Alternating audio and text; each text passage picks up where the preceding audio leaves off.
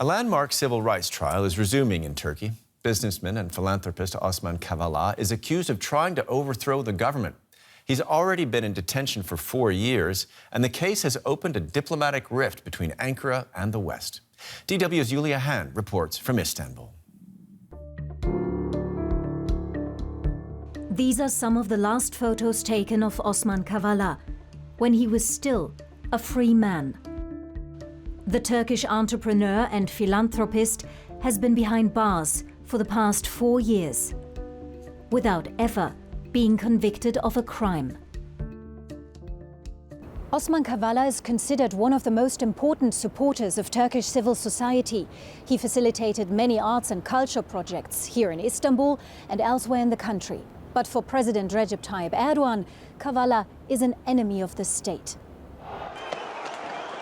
Erdogan accuses Kavala of organizing and financing the mass protests in Istanbul's Gezi Park in 2013. The president says the demonstrations were an attempt to overthrow him.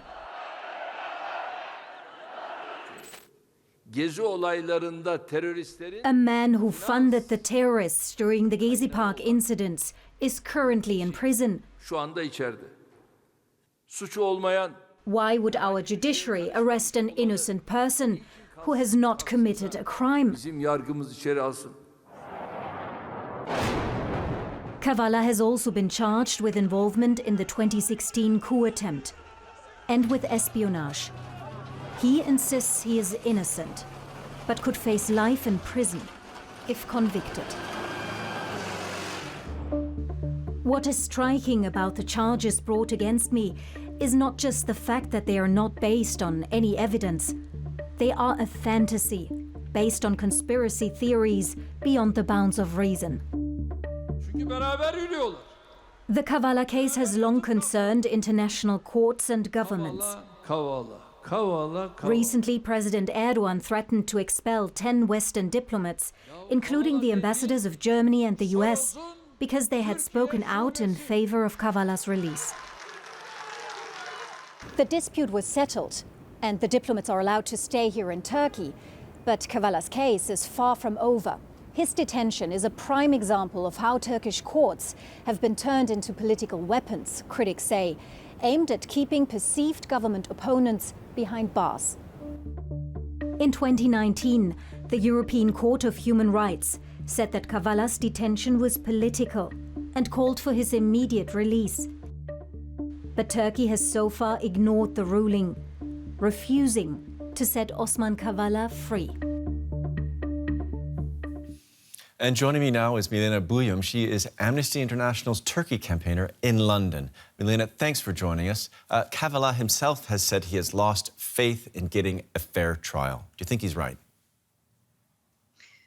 Yes, unfortunately, and it's a very sad thing to say. He's not alone in this situation. Turkey's judiciary has been under the control and the influence of the executive in a very direct way for a very long time. And his prosecution and his imprisonment for over 4 years now is a very emblematic example of that.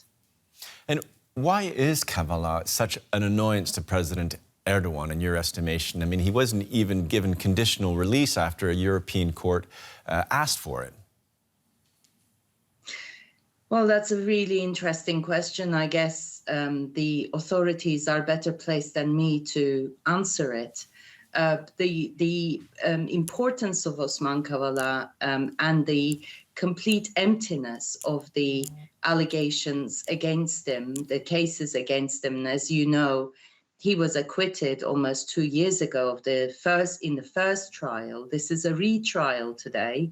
There's a hearing in Istanbul, and a merger of 3 unrelated cases, the fantastical accusations of espionage and attempting to overthrow the government and the constitutional order. All of these accusations have really zero concrete evidence to sustain them.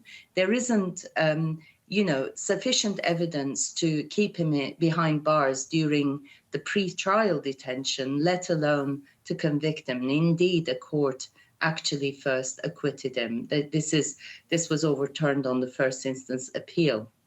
Now, the European Court decision is a binding decision, and Turkey is obliged to implement its ruling. And that this decision, the Kavala decision, is very actually unique. In Turkey, there are two cases where Article 18 violation has been found, that this is a politically motivated case, that is that of Osman Kavala and Selahattin Demirtas. So, the ruling is very clear. He should have been released. Can I just jump in here? I mean, the court, Sure. I understand Ankara not listening to, but European governments and the United States, 10 Western governments took a stand last month on this case, and then they backed down. What should they be doing now, governments?